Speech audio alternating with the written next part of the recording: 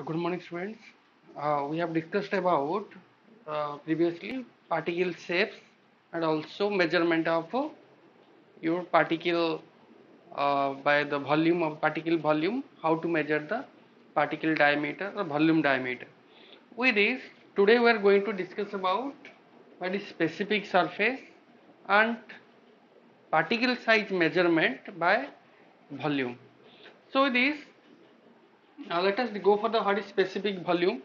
So generally, specific volume means we can tell it is the surface area per unit volume, or simply we can write SV, surface area per unit volume or per unit weight. So when the surface area is calculated by taking particle surface area or particle surface weight, that we can tell specific surface. So that can be calculated by this equation, surface area per particle divided by volume of particle. For the surface area of the particles, we know the formula is n alpha s d square divided by n alpha b dq, where alpha s means your surface area factor and alpha b means volume factor, surface area factor and volume factor. D means diameter.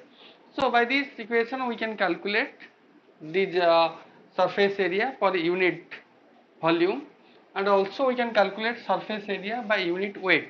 So SW can write SB divided by density.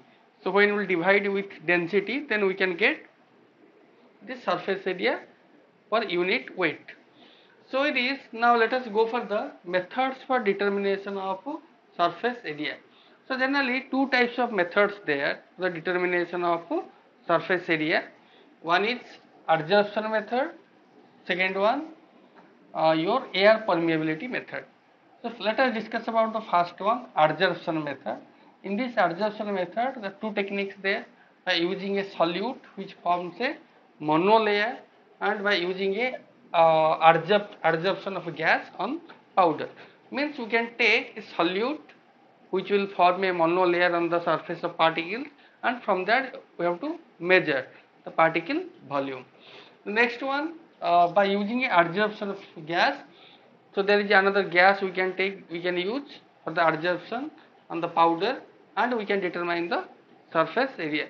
So let us discuss about by using solute which forms a monolayer, how to go for this method. What is the method? What is the procedure of this technique?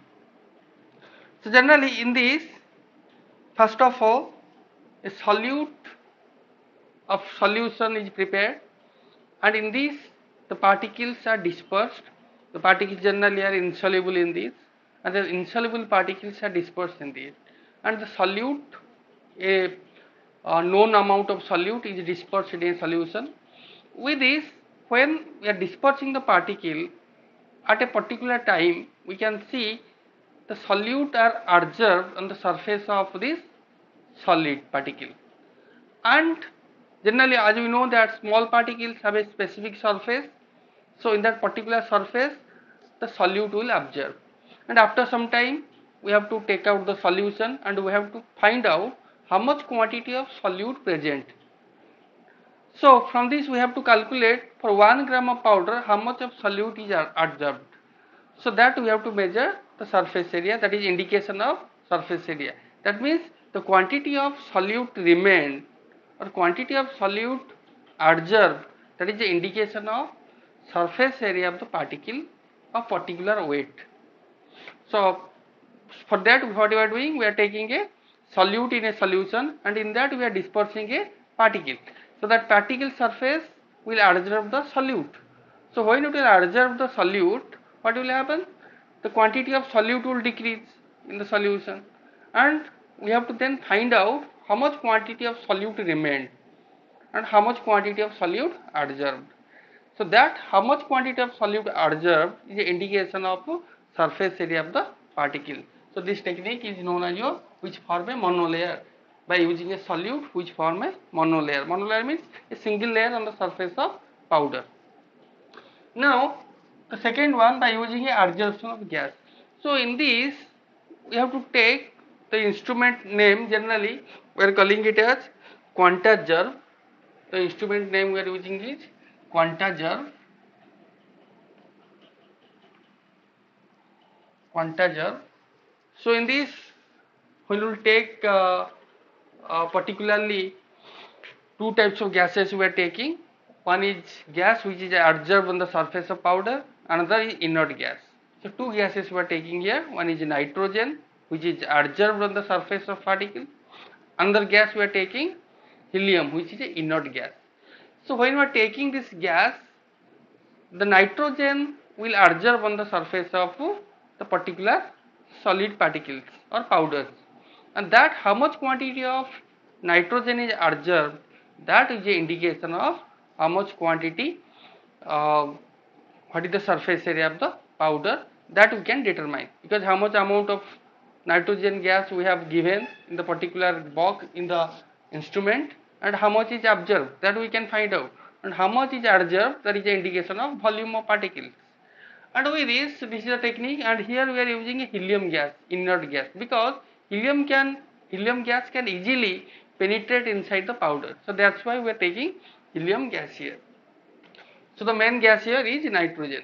Now coming to the second method, air permeability method. So this is the method by which we are determining the particle surface area, and by this method generally we can find out surface area by using some indirect techniques, by taking different other by taking the volume, by taking the weight, we can find out the surface area. But here in this method also we can determine the particle surface area directly, and in this there is a principle, it is based on the resistance offered to the flow of fluid is an indication of surface area. That means how much resistance of flow of liquid or the powder is offering, that is the indication of surface area of the particle. If more amount of resistance it's giving, then the surface area is more. So this is a principle based on which the instrument works. Now let us see how the instrument works.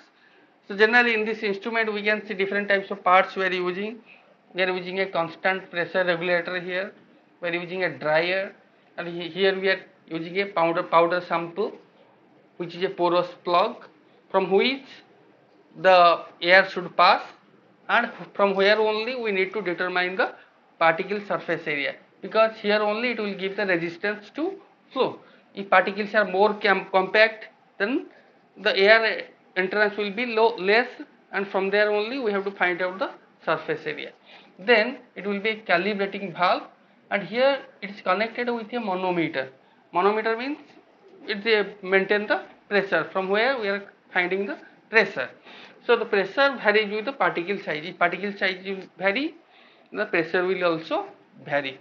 So this instrument is known as Fisher subsieve sizer.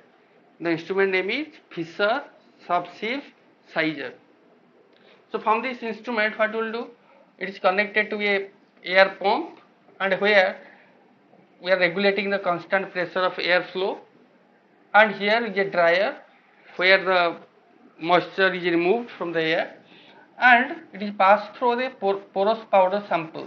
So here is a porous we can tell plug, and inside this we have to place the sample, and it is connected to a calibrating valve, and also pressure will be created, and from this point only we need to calculate the how much amount of what is the surface area of the particle, because the air will try to enter through this powder sample.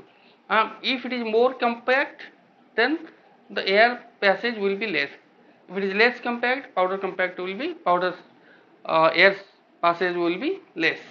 So like that, from this we have to find out in the principle that how much resistance it's giving, how much resistance of flow of air is giving. From there only we have to find out the surface area of the particle. If surface area is more, then the resistance of flow of air will be less. So it is like that we have to find out this surface area of the particle by using this method. Thank you.